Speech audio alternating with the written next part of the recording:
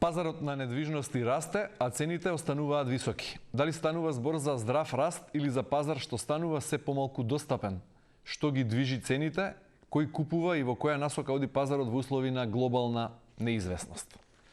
Да си кажеме денеска со директорот на Агенцијата за катастар на недвижности Иван Живковски. Господин Живковски, добре дојавте во студиото на Телма. Добро најдов, благодарам за поканата.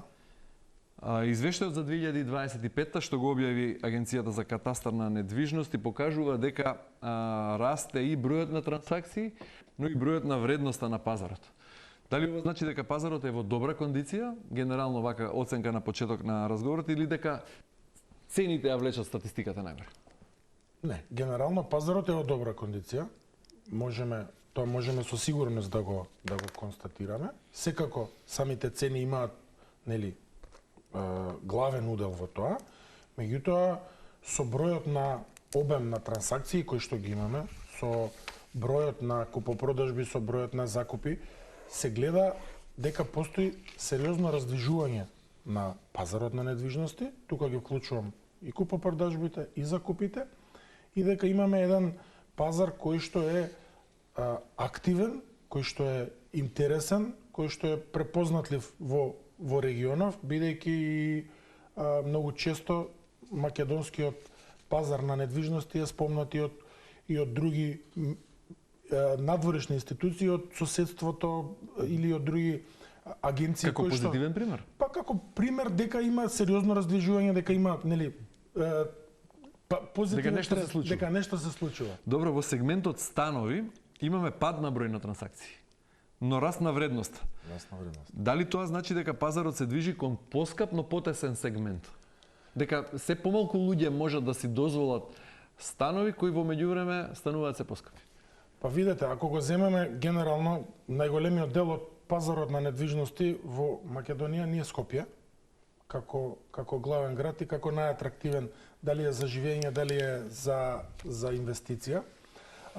Може да се каже дека во централното градско подрачје бројот на понуда која што се појавува за купопродажби, особено, се намалува, бидејќи во изминативе години не често беше присутно носењето на детални урбанистички планови кои што се однесуваат како и за централното градско подрачје, меѓутоа како и периферно, за кој што јас лично сметам дека треба градот да се развива малку понадвор од најцентралните јадра на градот, за да така на тој начин практично и градот здивне, меѓутоа и купувачите да имаат можност да одберат каква недвижност ќе купат.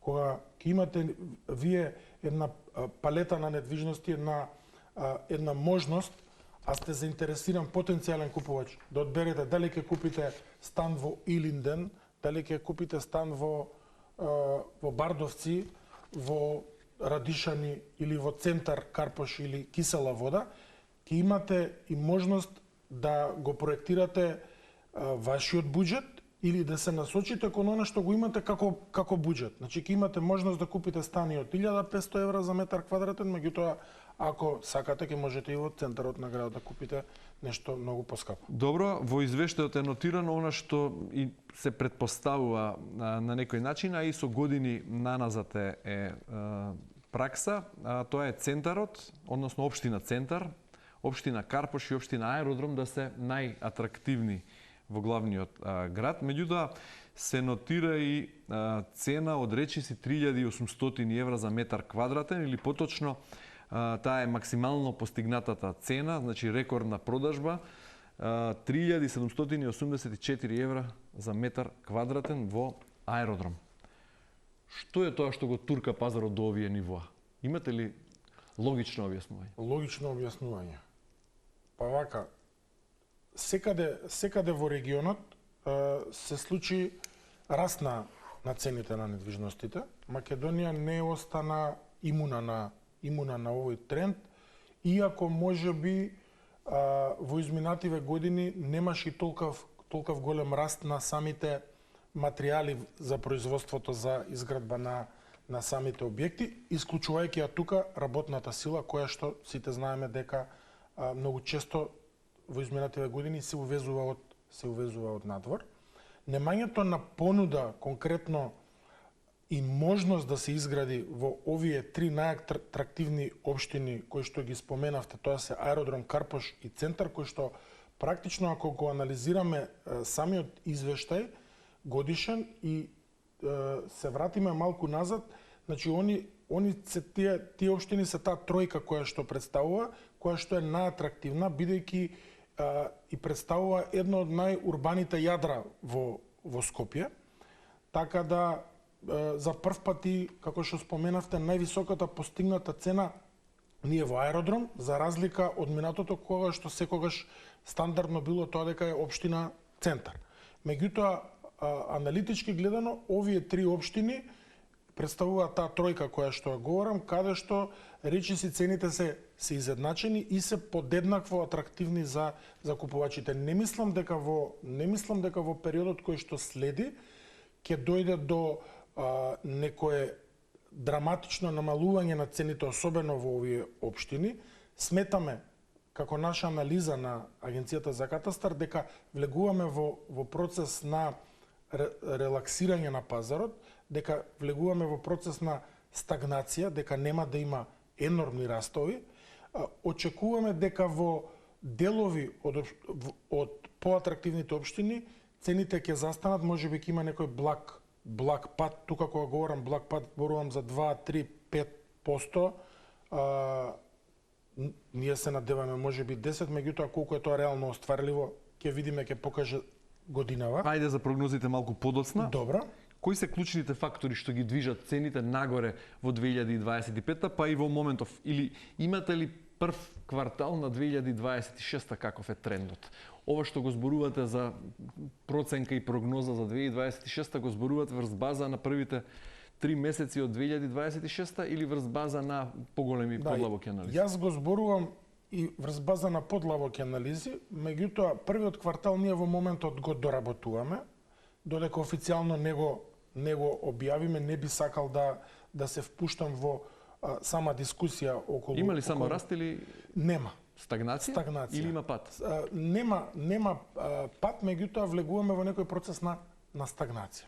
Добро, прашањето беше кои се клучните фактори што ги донесоа цените на ова високо ниво? Рековте во овие општини ограниченоста на понудата, меѓутоа дали станува збор и за инфлација, дали станува збор за трошоци за градба, само за зголемена побарувачка и кој толку сака да купи стан токму во Карпош, Центар и аеродром? Да, значи вака, инфлацијата е неспорен момент, иако како што претходно ви кажав, многу од материјалите за изработка тоа не влегува конкретно во обработка на Агенцијата за катастар, цената на чинење и индексот на цени, меѓутоа освен работната рака која што бележи раст во изминатата година, кај железото имаше некаде појава на сериозно намалување во одредени периоди на цената и на другите материјали за кои што се користат во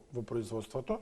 Значи еден од клучните моменти кој е инфлацијата, тука нема дилема, намалување на бројот на локации за градба, бидејќи се помалку во овие општини постојат локации кои што се неизградени, дополнително сопствениците кои што се одлучуваат да не продадат, туку да го дадат на инвеститор па да добијат потоа одредени стамбени единици, знаејќи го самиот пазар и можноста за градење дека е намалена, го креваат процентот на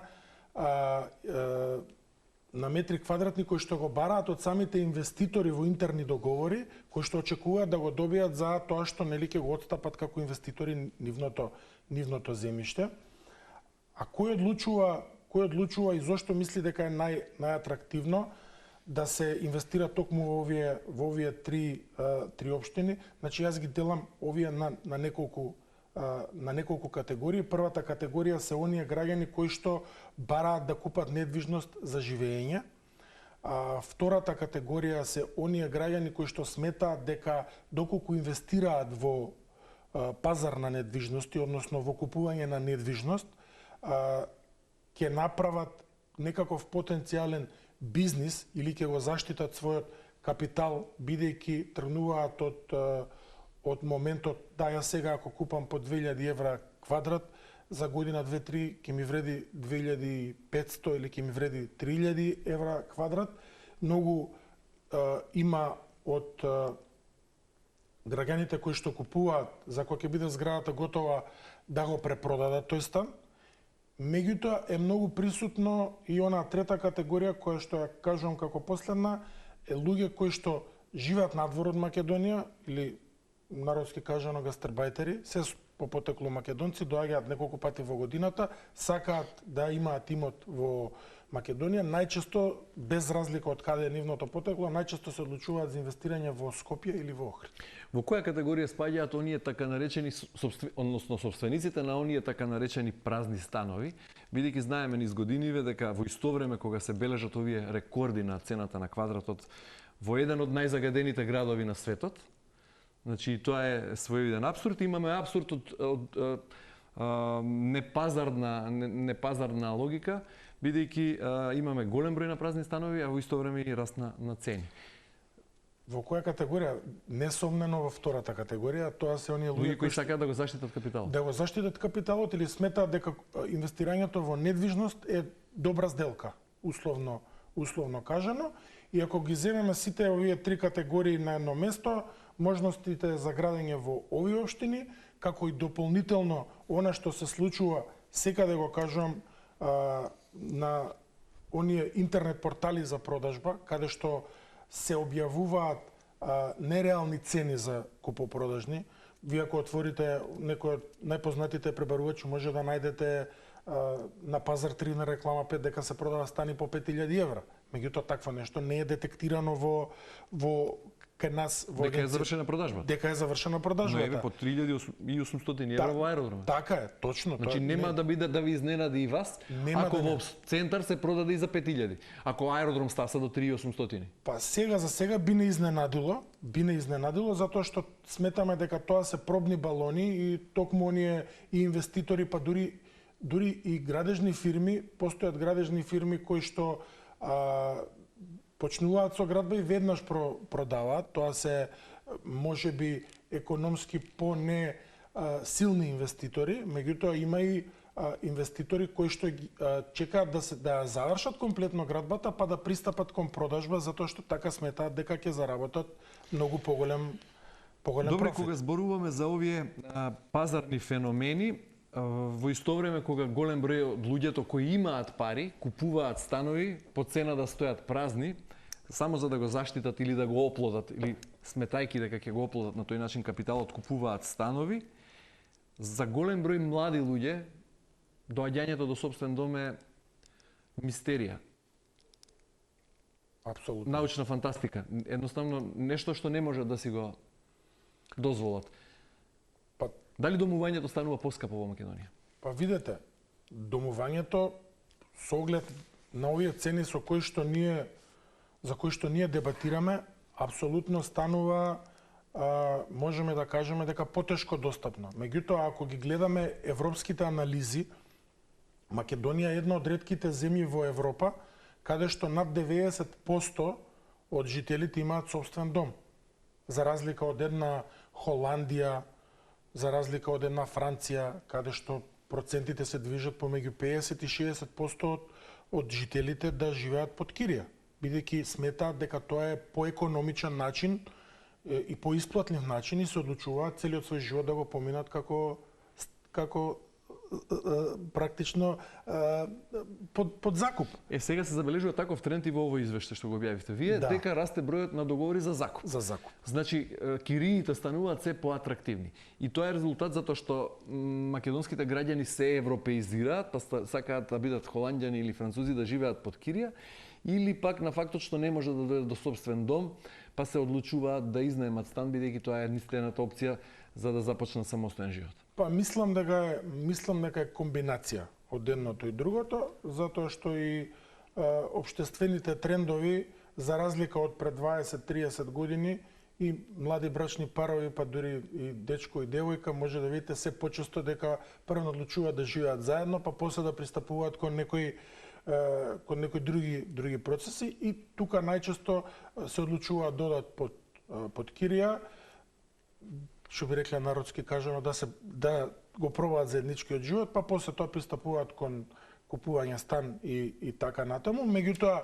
може да се прифати и ова како теза дека и се европеизира до оној степен, меѓутоа јас сепак мислам дека македонскиот менталитет бил и ќе биде, и дека нема да има тука промена, дека секој се стреми да има свој недвижен имот во кој што ќе живее. Така да мислам дека растот на закупите кој што го спомнавте е до некаде очекуван. Значи процентот на раст на закупи на станови и раст на закупи на деловни објекти ние тука. Деловните објекти учествуваат со 34%, становите се со 35%.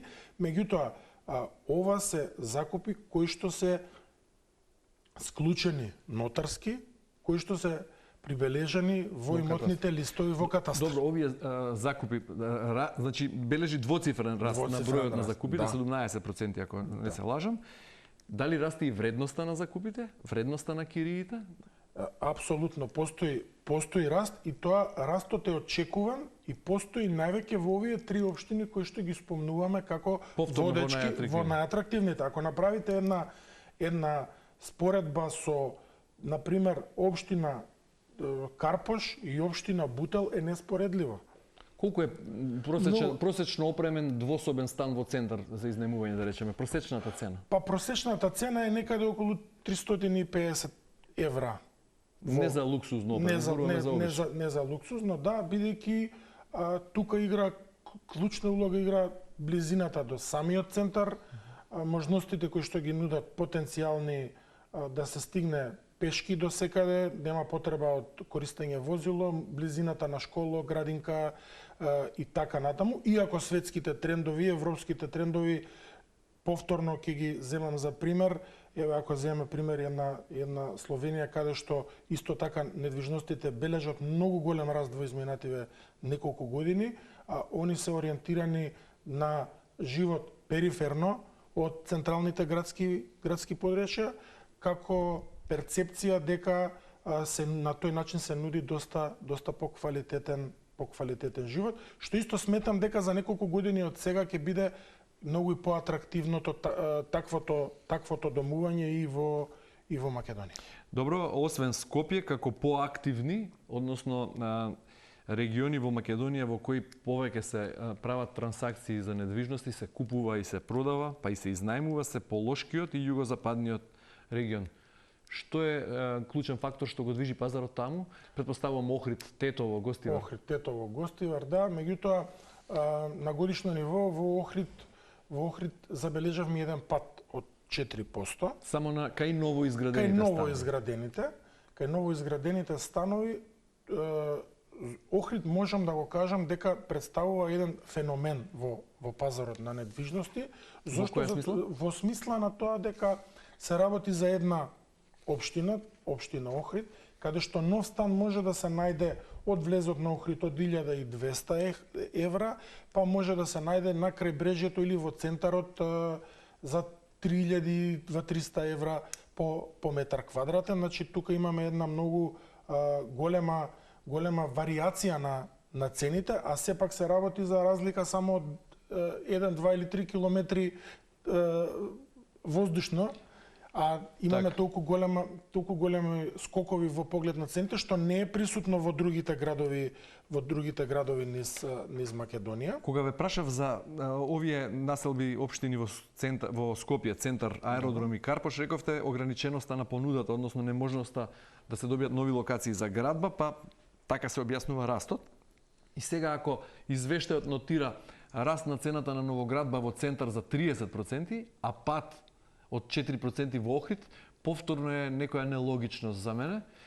И во Охрид, веројатно, парцелите за новоградба се ограничени. Во таа смисла, во атрактивните делови покрај езерото. Зошто во Скопје растот 30% во центар, а во Охрид пат од 4%? Видете, затоа што сепак од Скопје дефинитивно ќе остане како најатрактивна локација поради сите фактори и причини кои што ги спомнав претходно во излагањето, а во Охрид едноставно, нели, се ги кажав гастребатерите кои што купуваат и луѓе од Скопје кои што се одлучуваат да инвестираат, луѓе од Охрид кои што, нели, се двои семејство и така натаму.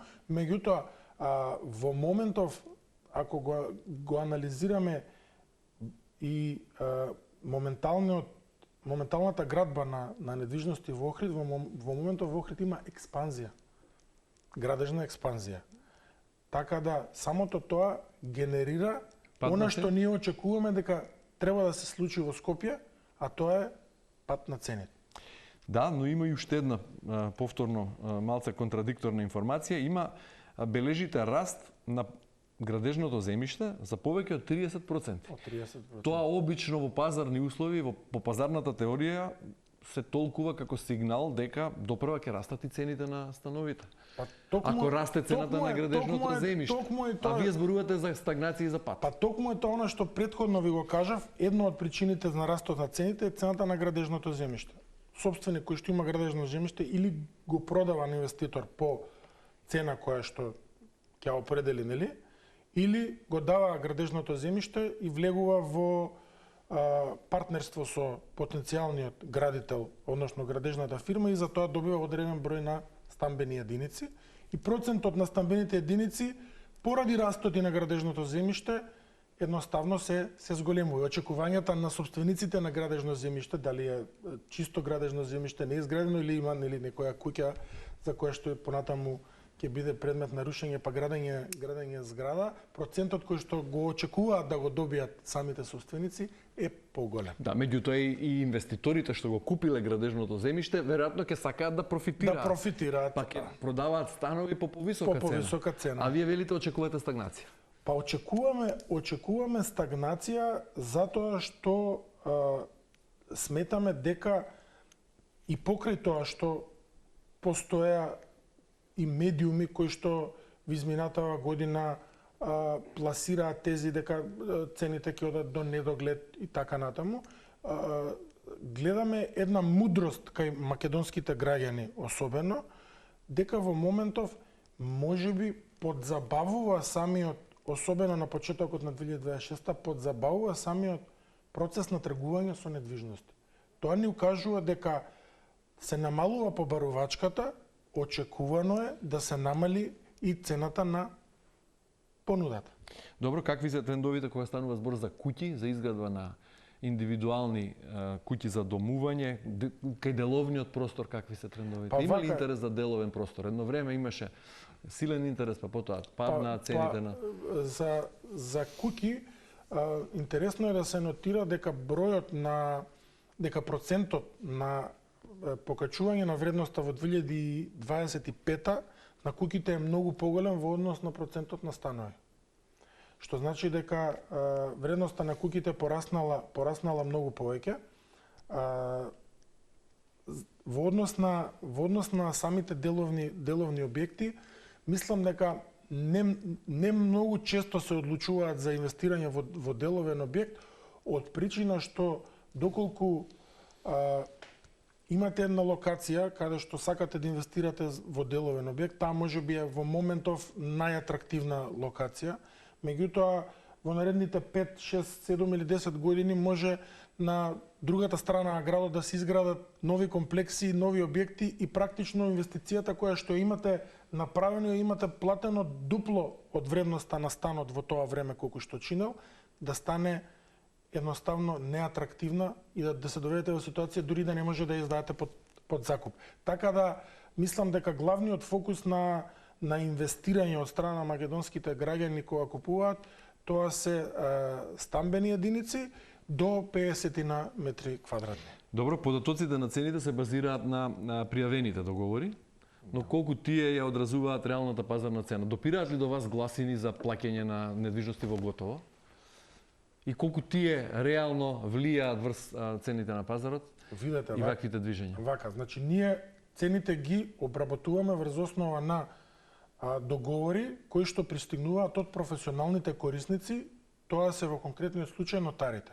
Граѓаните или правните лица кои што купуваат, потпишуваат пред нотар, нотарот електронски го праќа самиот предмет во катастар, каде што се врши укнижувањето, односно уписот во јавната книга. Врз основа на тие договори ние го работиме овој регистар и извештајот од цените кои што пристигнуваат. Има ли простор за пријавување на износи помали од реалните? Видете, ние како надлежност, како агенција, немаме надлежност. Ние сме, народски кажано, орган пиши бриш.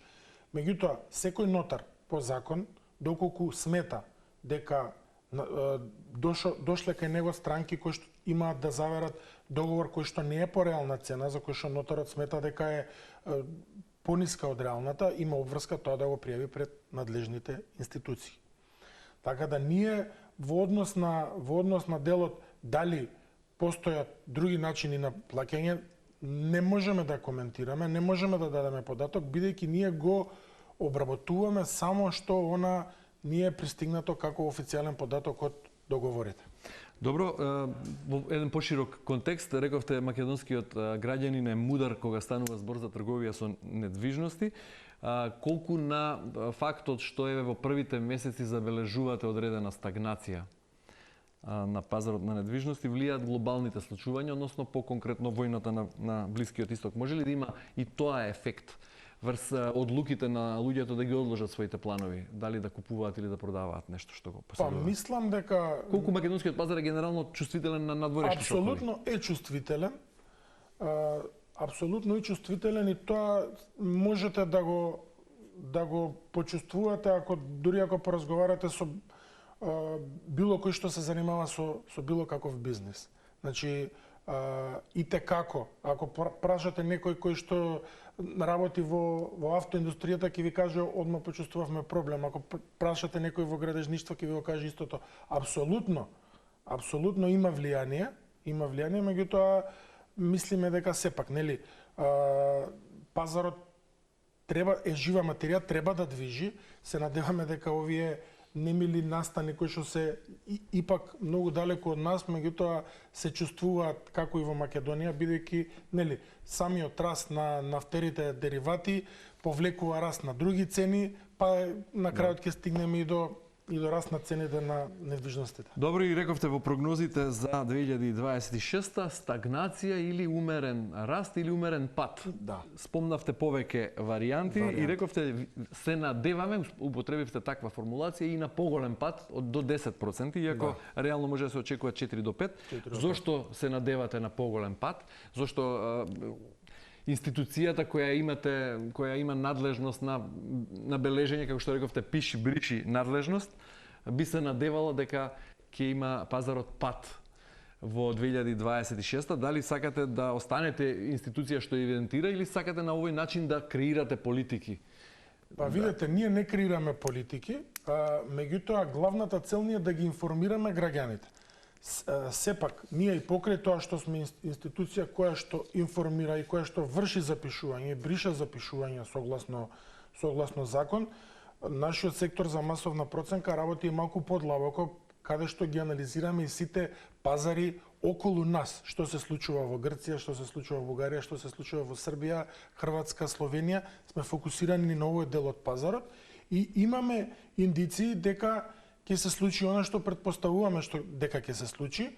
Дополнително очекуваме и како што претходно напоменав дека доколку почнат да се носат урбанистички планови за периферијата на Скопје, граѓаните ќе имаат можност да одберат дали ќе живеат на 15 минути со возило од центарот на Скопје или ќе живеат во центарот на Скопје и ќе платат многу повеќе. И нема да бидат веќе толку атрактивни центар, аеродром и Карпи. Се надеваме. Добро, за крај, ако треба да им дадете совет на граѓаните, дали ова е моментот за купување, продавање или да чекаат, кој би бил вашиот совет со оглед на тоа што рековте имате тимови кои длабински вршат анализа и на цените на недвижностите во регионот? Какви трендови очекувате во регионот и што би бил советот до гледачите, дали да се стрпат Или да побрзаат со одлука? Советот до гледачите би бил да размислат убаво каква инвестиција сакаат да направат, за каква намена им треба недвижност која што сакаат да ја купат, да ја проверат пред се комплетно документацијата дали е во ред, да го проверат потенцијално квалитетот на градба и најважно од се е да не брзаат при носењето на одлука, затоа што многу често се појавуваат, пак ќе кажам, она подлежноста на оние интернет огласи и така натаму, останат само уште еден стан. Останите последни 2 стана. Тоа едноставно е некоја маркетинг мамка, а доколку проверите како јавен податок кај нас во Агенција за катастар, ќе видите дека има тамо во лист за предбележување има само 2 или 3 преддоговори направени, така да апелирам до граѓаните смирено, разумно да ги отворат сите очи и мудро да донесат правилна одлука. Иван Живковски, директор на Агенција за катастар на недвижности, ви благодарам многу за учеството во денешното издание да се каже. Благодарам уште еднаш на поканата. Почитувани, тука е крајот на ова издание. Останете на Телма и имајте убав ден.